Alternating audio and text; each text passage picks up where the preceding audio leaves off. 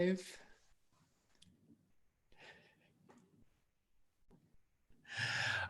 an official countdown. I love it. All right, everyone, welcome to episode 76 of The Future Belongs to Creators. We're here today to answer all of your questions and riff on all of the things that we feel like talking about that have happened in the internet this week. Barrett, what if this just turned into a talk show of us it kind of is, but we were talking about a bunch of random tweets and goings on the internet beforehand. So maybe we could just get into all of that. But first, how you doing? I woke up green because we had thunderstorms overnight, which has cleared the air out to unhealthy levels instead of hazardous levels. Things to be thankful for in 2020. Yep. Yeah, the thunderstorms woke me up and I was just I woke up and then I was like, okay, the kid's clearly going to wake up. So I might as well just like wait on it. And he never did. So I went back to sleep and woke up to clear air and there's more rain expected. So I am thankful for clearing air, even if it's not clear. Yeah, a lot going on in the business. Some of it's a little bit annoying. A lot of things going on in the market. Some of that's a little bit annoying, but I'm going to put on my happy face. How are you doing? I'm pretty good. It's been just kind of a rough week in general on the home front, the work front, all of that. But Josiah decided to sleep well last night, and it's amazing what a difference that makes. Totally. And like Hillary and I got to hang out yesterday evening because I put him to sleep at 8 and at 10 he was still asleep, and I was like, this is amazing. Yeah. And so we like played a board game, we drank some wine, we watched a little bit of a movie. It's just like, wow, we're like normal adults. I don't know. So that's pretty good. So I'm probably green now. I think lots going on, but things are overall pretty good. Love it. Well, if you're listening live and you don't know what red, yellow, green is, it is a stoplight philosophy gained from our executive coaches from an organization called Reboot. Do it at the start of every episode to share how we're doing. And we ask that if you're listening live, you tell us how you're doing in the chat. So hop on over there. Tell us if you're red, yellow, or green and why. And today is Q&A Friday, just like what are we going to do today, Pinky? Try to take over the world. Anyways, every Friday is Q&A Friday. Shout out to my millennials who got that reference and are old enough to have watched Pinky and the Brain. We have one question pre-submitted from KC Proctor, and I fully expect that we'll get more questions in the chat. Otherwise, you're going to be subject to our mundane interests in the world of creators. So that is my threat to get you to submit your questions. KC says, how do you reboot a stagnant email list? Is it better to re-engage somehow or blow it up and start from scratch? #loaded question. Oh, man. People take both approaches here. And I think like everything, the correct answer is somewhere in the middle. I've seen one approach where people are like desperately trying to breathe life back into something that should have died a long time ago. Mm-hmm. And you're like, look, there's nothing there. Like, just let it die. And then there's other times where people are like, oh, this is a new direction. I'm going to blow up the whole thing and, move on.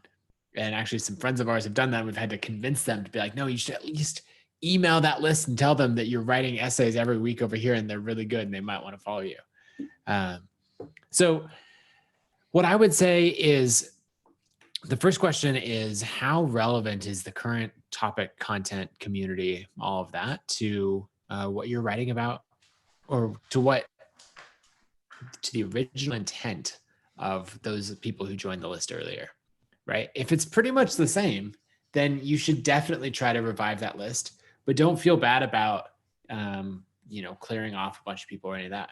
What I would do is basically send probably 3 emails over a little bit of time and say, hey, this is what I've got going on. Here's an example of the great content that I'm putting out now. Maybe here's a quick story of why you haven't heard from me in a long time. Engage with this email. Click the link if you want to stay on the list. If not, on October 1st, I'm going to be cleaning everyone else off the list and we're going to go to a really engaged community. Have a couple of emails like that, then follow through and clean up the list. The other things that I would do is just make sure that you don't drag it out for too long. Like, focus on growing a new list, get people who are really engaged. If you have a list, say under 3 to 5,000 subscribers, I'd be targeting a 50% open rate. So as it gets bigger, that number is going to decline. But keep that in mind. You want really engaged people. Focus on the engaged number of subscribers. So open rate times total list size rather than the total list size as you associate your ego with what you create. So just keep that in mind. What would you add? Not too much, honestly. I mean, like, it's not about the number of people on your list. It's about how engaged they are. That's the summary of my thoughts. And so you can keep the kind of vanity metric of having a certain list size. And if that makes you feel better about having a reason to write or create, fine. Just know that the only people that can buy your stuff or read your stuff are the people who open your emails. And so my default approach would probably be either like a proactive, hey, kind of list pruning is what we call it, approach, where I say, hey, about to be writing about this. This is the direction I'm taking. If you don't want that, opt out. Or if you really just want the people who are going to actually engage with you, I would do the opposite. And I would email everyone once and say, if you don't open this, I'm going to remove you or if you don't click this thing or whatever, I'm going to remove you from the list. And then just move on with your life. Because there's so much, when you're in this situation, there is so much more growth in front of you than behind you.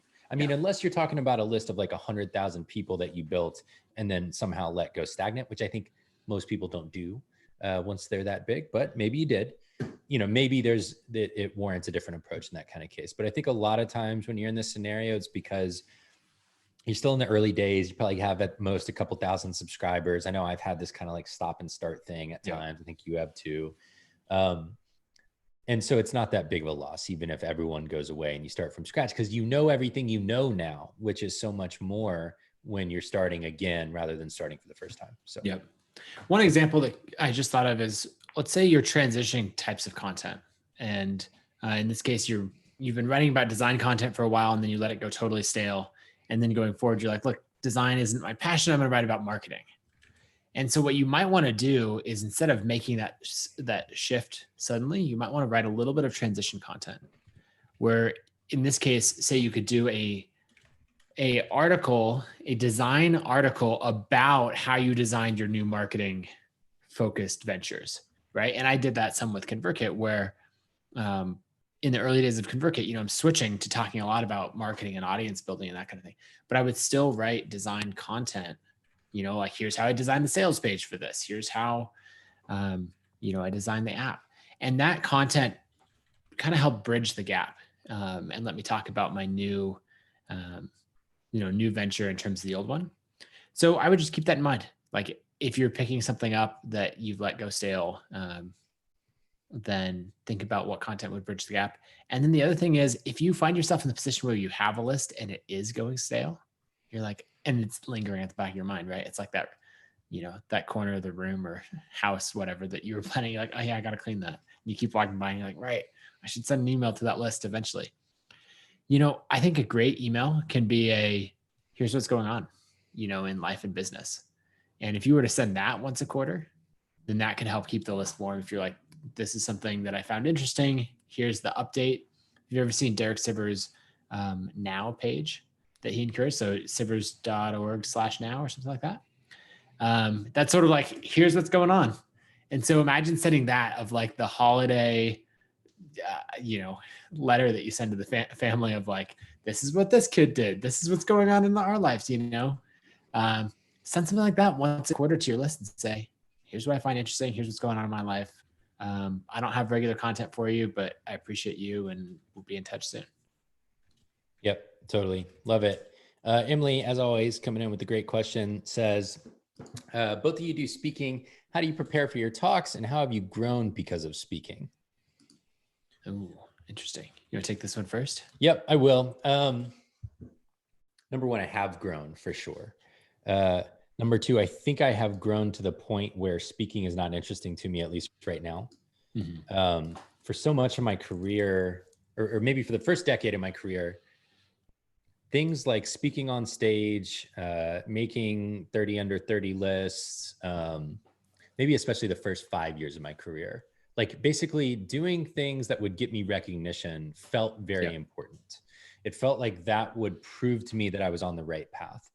And then what I realized over time was that there was like less and less correlation between people that I saw being successful and whether they were on stages or whether they were on lists, or people that I admired maybe for whatever they were achieving.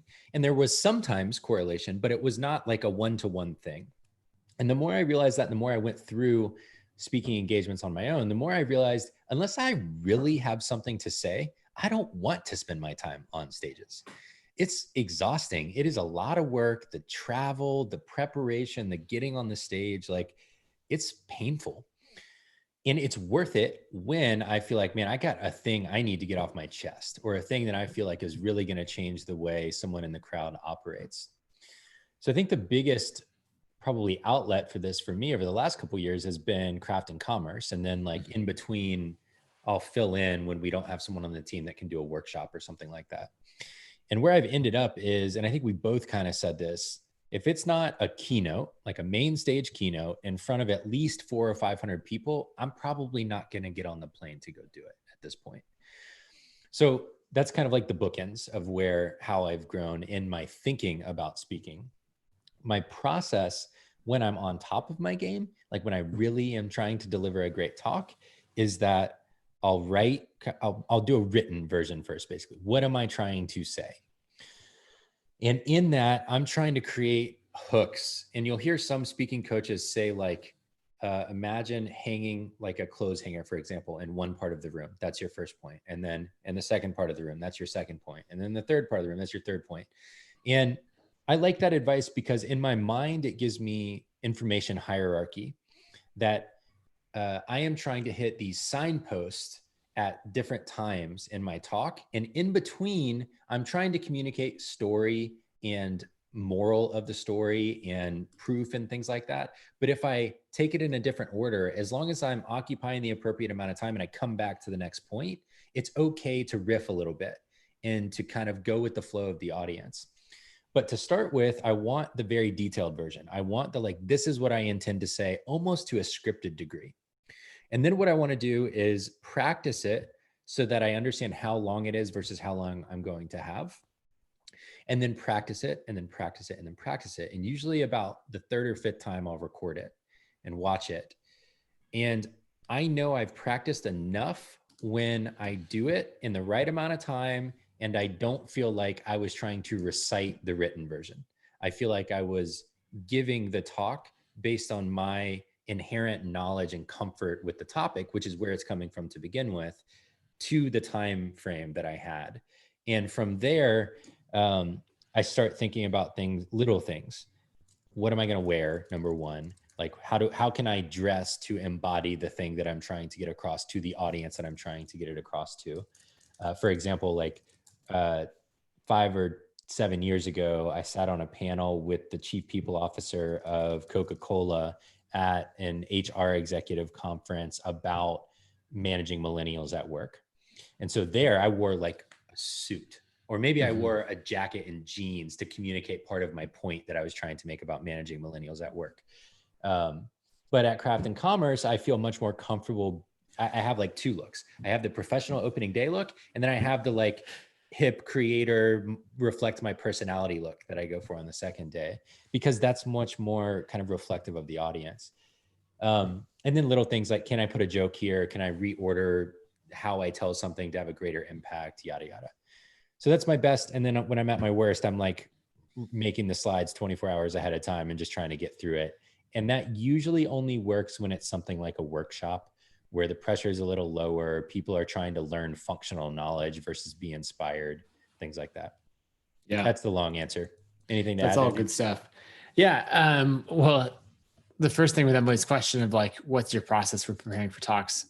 I was laughing when when you said it, because my process, at least for Craft and Commerce talks, is I like make a really loose outline of what I want to say. And then I get coffee with you or on a Zoom call with you.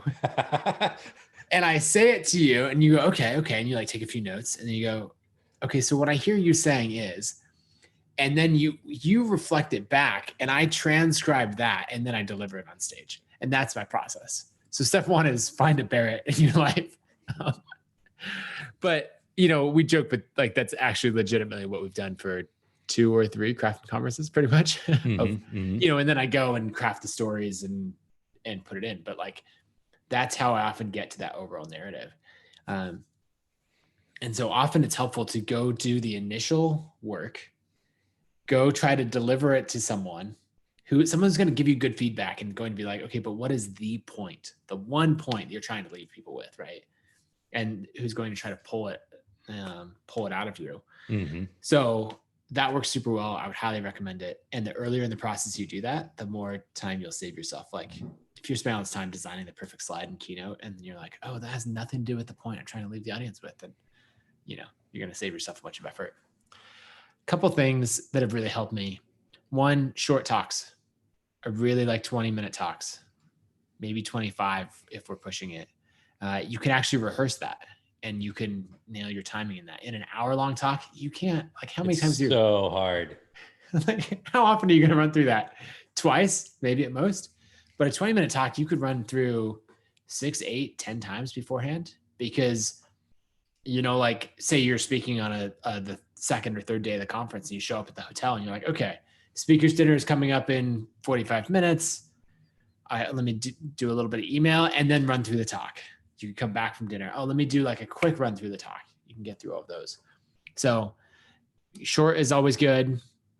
I use it to try out personal stories quite a bit. And I've found that like stories that I want to use to illustrate something can work really, really well.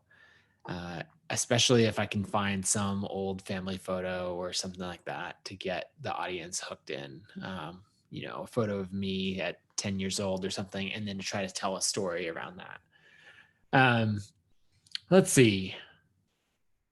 I think that, one other little pro tip that my friend David Nihill told me this, and it's always stuck with me. And every time I do it, I'm like, it's so good. Bless you. Thank you. Is Q&A does not belong at the end of your talk. And when I learned this, I was like, whoa, this is incredible. Because if you put Q&A at the end of your talk, then you are leaving that lasting, like that last moment, that last impression, just totally to chance, roll of the dice, And when you look at an audience of say 300 or 400 people, like just imagine like closing your eyes and pointing around and be like, and you get the conclusion. You're like, you would never do that. Yeah. But that's what Q&A is. And so what you do instead is conclude your talk in one section, say, okay, now we're going to take questions. And then I'm going to come back with some, with one final thought. What happens is it keeps people's interest because they're like, okay, but what's the final thought? It gives you permission to interrupt anyone because it's not questions up until the top of the hour. It's like, okay, we're doing questions now, but like, I've still got more material. And so if someone asks a super long drawn out question, you can be like, okay, I appreciate that, but like, we gotta move along.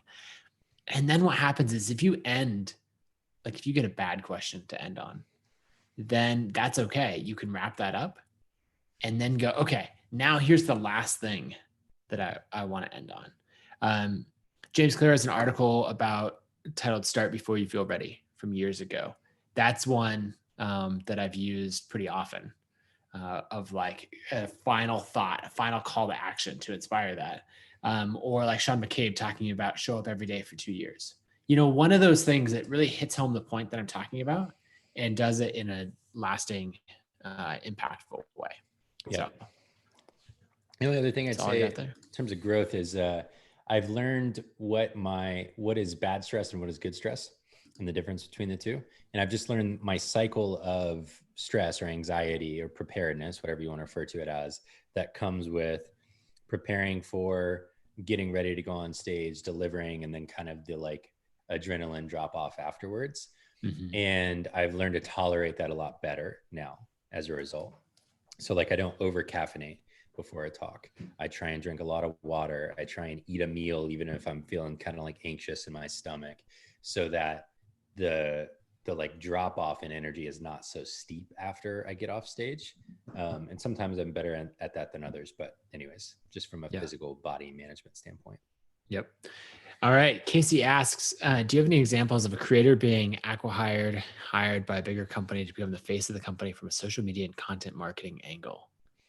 Oh man, we're gonna do a whole episode on some of this on Monday, I think, Casey. Or I don't know if we're doing. Anyways, sometime we have a team retreat next week, so we got to figure out if we're doing it on Monday. But I mean, right now, Joe Rogan and Spotify, I think, is an example of this. I think Cortland Allen and Stripe, to a much smaller degree, running Indie Hackers as a property of Stripe, is an example of this. Trying to think who else. I mean, in some ways, like, this is what signature shoe deals are. Right. Kanye and Adidas is this. LeBron and Nike. There's like a lot of examples where it's not all the way. Sometimes it's not all the way like actually hired. Like Joe Rogan is on a contract for $100 million or whatever it is that they didn't disclose. He's not an employee now. Yeah. He's got a contract that's a link. That's like a sports contract. So man, there's so many things that come with this. So let's just dive in on the Joe Rogan thing for a second, which we'll get into more later. Yesterday on an episode, he parroted this idea that Antifa activists were the ones who started the wildfires here in Oregon, where I live. And he parlayed an article about a man who started a couple of fires outside homes that did not spread in one small town. And he was not associated with Antifa. So he read that article and then he saw the claims on social media and he thought those were the same things. And so he said on his podcast with however many millions of listeners, Antifa is starting wildfires in Oregon and it's their fault. Well, he's not independent anymore. And so, you know, who had something to say about that was Daniel Ek and the whole Spotify team, who's like, listen, we love you. We love the idea of who you are. I don't know how this actually went, but this is how I imagine it went. I love the idea of who you are. And we bought contract, you know, material for that. And also, you can't say shit like that anymore now that you're under contract with us. Go apologize. And I like to imagine Joe Rogan being like, F you, I own you, you don't own me. And then he went and apologized. But it's just interesting when you see these deals happen, and it definitely changes the dynamic. Yeah, it's very interesting. So I think this also ties into the $1 billion blog post from earlier that we talked about on Monday, because some of these acquisitions might work because you have a higher quality product, not in that the individual product is higher quality, but it's that it has a better quality business model behind it than the person that you're hiring or acquiring, right? Because if they're selling digital courses and you're selling physical products, which is what's happening in Casey's case, then you're like, look at my lifetime value. Look at what can happen here. And so the upside is way bigger. You know, in Joe Rogan's case, Spotify's looking at it and going, we have a free product that gets incredible reach. We have the highest or one of the highest free to paid conversion rates in the industry. It's over 30% of free Spotify users convert to paid. And so they're like, okay, Joe Rogan's selling advertising that has one level of upside. We're selling, you know, one of the largest music, you know, and streaming platforms on the internet. Like, we have a level of upside far beyond that. And so, you know, we can afford to pay what seems like a crazy premium to bring him on. So I love looking for those examples where the upside is totally different. And if you run with Cortland Allen with Indie Hackers being acquired by Stripe, if you think about for Stripe, what would it take for them to build the community that like really, it's not the forum, it's not any of these things, but that really connects with and gets indie hackers, you know, and the Collison brothers were that in the early days.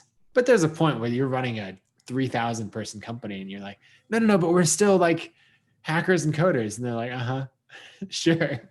You know, but Cortland could do that. And so they're like, okay, let's buy that in and let's make it happen. Yeah. It's fascinating. The economics on all of it are fascinating. And just one thing, you know, to know as a creator is that if a company is offering you a deal, it's because they think they can make more off of you than the deal, to be clear. And so you are leaving money on the table. And the question is just, do you believe that you can execute to the point of earning more money than the contract? And I think a lot of times creators sign these deals that lock them in for a long time that I think sometimes they can end up regretting because they don't see a clear path to earning more than that. And so there's nothing wrong with that. Like, I think sometimes you have to do that calculus. Do I have the business chops to earn more than this? Or is this just a short term, and therefore it's a short-term solution to a problem I have? Or is this the best option for earning right now that I have? And then that buys me more time to figure out another path later. So anyways, they're really complex, these deals. Yeah. And Calculus. if I was on the receiving end of being offered that deal, what I would think about is what unique advantages does that company have to be able to monetize my brand and my content better than I can. So we'll use an example from ConvertKit's history. So back in 2016, a good mutual friend, Daryl Westerfelt, was running an independent agency, doing a lot of work with content creators and all of that. And that was sort of an aqua hire to when we brought him on to ConvertKit, of basically bringing his agency on, his team, and he ran growth for ConvertKit for 2 years. And we had exactly that. We could pay quite a bit more, and it was very worth it to us because we had this upside that a services business didn't have.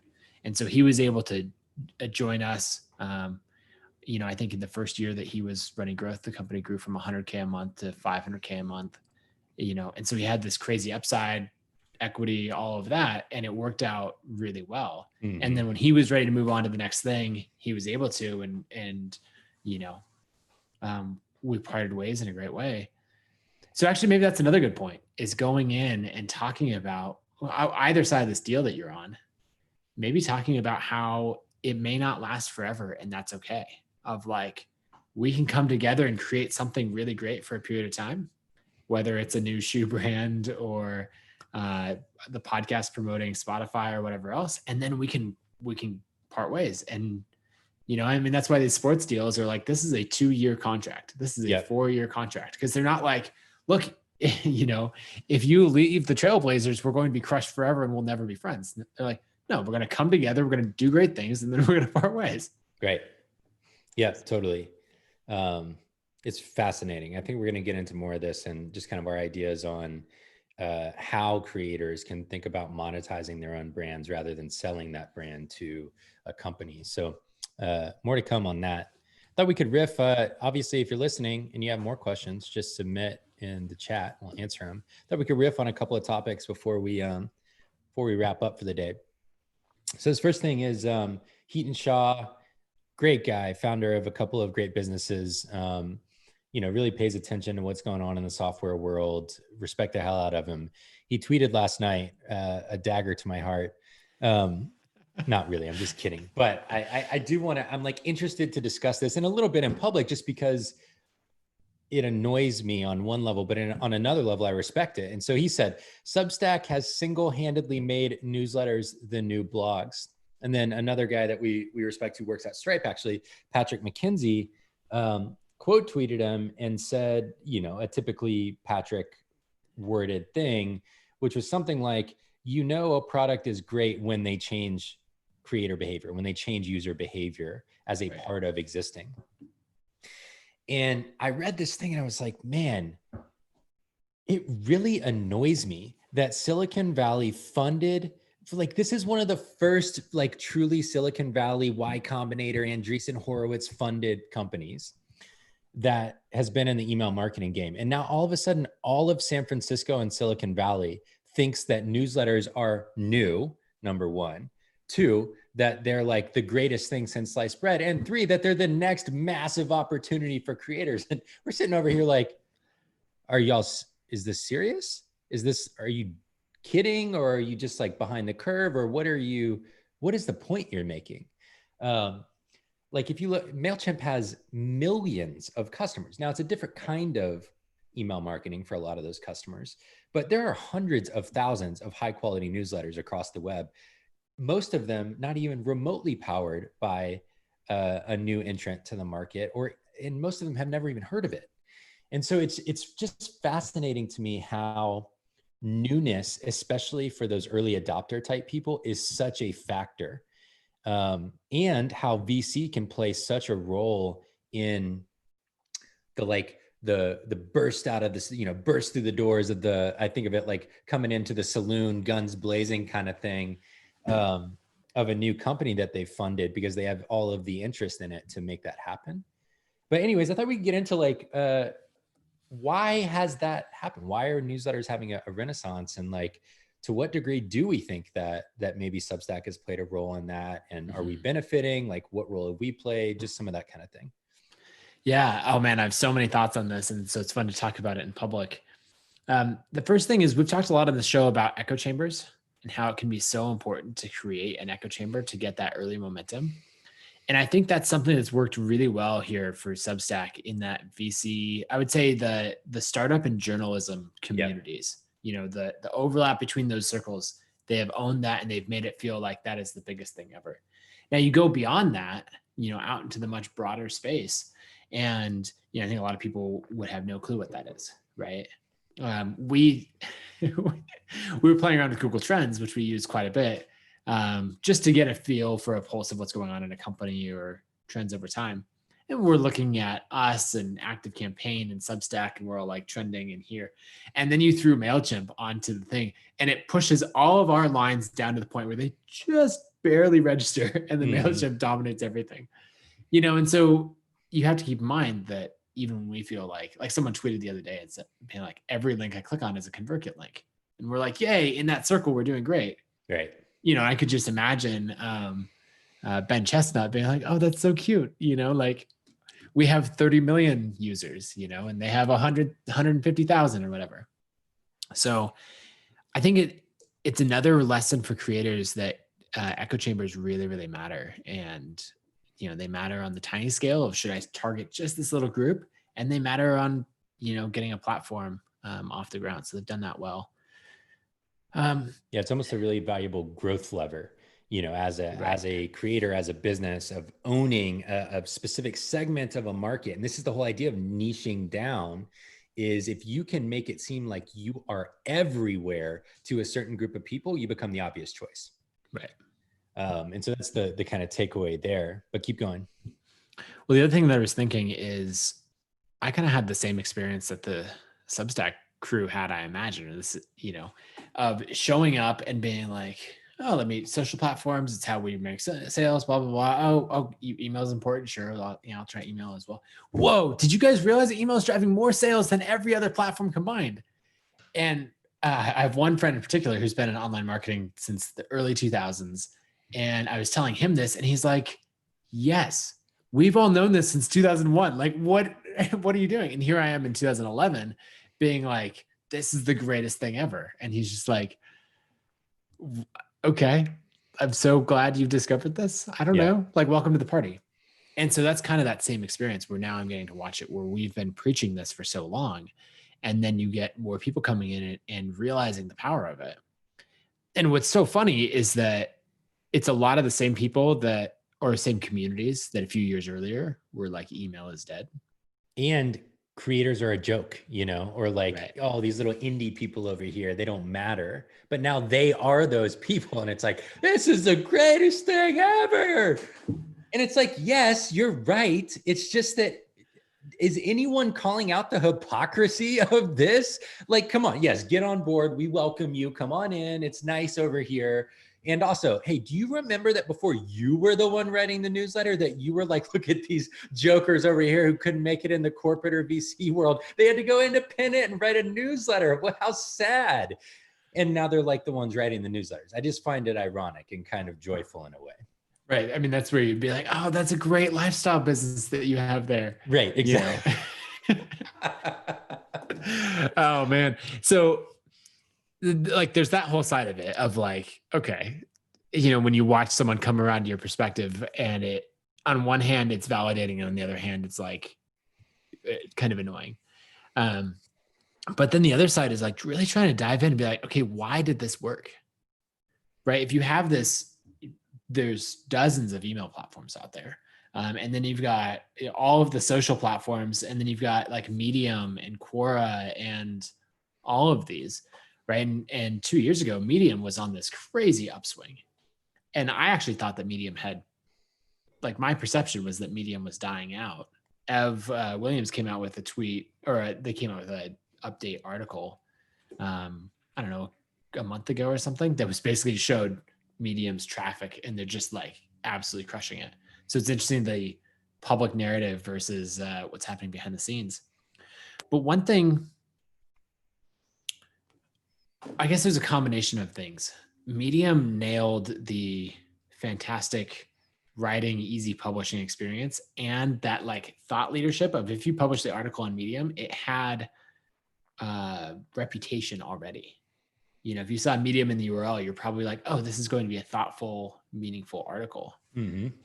But the problem was that, you know, you didn't own your audience, you know, and so Substack had managed to pull off that combination of owning your audience, which is what we've always advocated for, that like thought leadership, you know, kind of brand side of things, and the really, really easy content experience of up and running really quickly for that use case.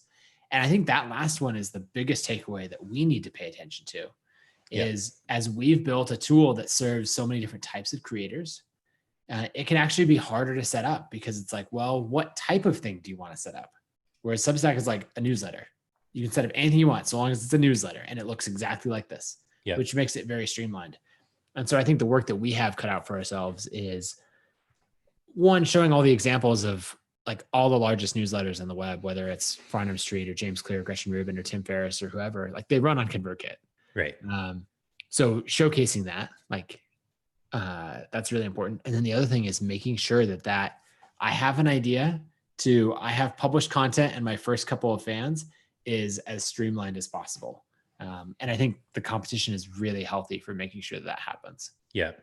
Yeah. The other two insights I've had about it is there's always going to be new entrants to a market, right? Always. And newness combined with solving a pain point that exists in the market, which gets to the point you were just making, creates word of mouth momentum. We're seeing this with a couple of other new entrants to the market as well. And what that does is it creates this initial push, right, of people adopting it. And I think the pandemic has made this even more true, because people don't have commutes, they don't have in-person distractions. And so like, I think Substack said online that they had grown 60% in the first 45 days or 90 days of the pandemic, which we saw similar growth, because people were like, oh no, I better market online because I don't have any like in-person stuff left. But when you have new entrants, you kind of just have to weather that storm as an existing business and know that they're going to hit similar growing pains that we've hit in a variety of ways, right? And so some of it is weathering the storm, and some of it is also taking or studying the insight behind the business and understanding what was broken, if there is anything broken about our product or business that we should better serve as a result of that. That's on one end of the market. On the other end, we started working with a brand agency we're really excited about. And as we were going through the process of finding a partner, all of them said the same thing. They're like, look, y'all have an incredible product. Like everyone that talks about you is so happy with you. You clearly are the leader in the creator space. You know, if you just look at that piece of the email market, you're just getting outspent by competitors. Like all it is, like they're just spending to be where you aren't. And so if you want to grow in a competitive market for the people you're for, you would just have to spend to be where the creators are, so that you're pushing these other people who aren't designed for creators out of the viewing angle of the people you're trying to serve. I found that really insightful. It makes obvious sense, right? But as a bootstrap company, you got to get to where you have enough cash to even do that. You know, with a VC-backed company, you can just flood the market for a period of time and hope that that leads to growth. We have to be way more disciplined and intentional about where we use that money to get out in front of the creator communities that we're built for. Yeah, absolutely. And the other thing that I would say is it's always interesting to watch the difference between the public perception and what's going on behind the scenes. And I think that was the example from Medium, you know, of I had such a strong perception that they were getting completely dominated by Substack. And then you come see, and they have just as strong of a hockey stick growth curve as Substack does. And you're like, okay, so is it the hot new thing, or is it that, you know, all of these things are going? And then I think the last thing that I saw is like, oh, okay, this whole ecosystem is growing like crazy. Mm-hmm. You know, even if you take a platform like Quora, I think of them, because I don't use them very much anymore, I think of them as dying out. And you look at their numbers and they're doing absolutely fantastic. And so you realize like, okay, this really is a rising tide, and we'll continue to keep creating better and better experiences for content to be written, published, discovered, get into the hands of the people that want it. Yeah. You also just think about cherry picking the data that makes it look good, for all these businesses and what you publish publicly. Like if you took our cumulative users over time right now, or total subscribers in our customer base, or email sent as an indicator of activity, like, up to the moon over the past 9 months, because that, like, the whole internet, the whole economy actually has gone digital way faster than it was already. And so any business that's online has just been hammering email, because that's the lifeline.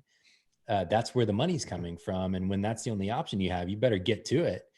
And so it'll be really interesting to see when we come on the other side of this pandemic, what is new normal, in terms of how the economy operates in person versus online, and how much people continue to rely on email and other digital tools. Yeah.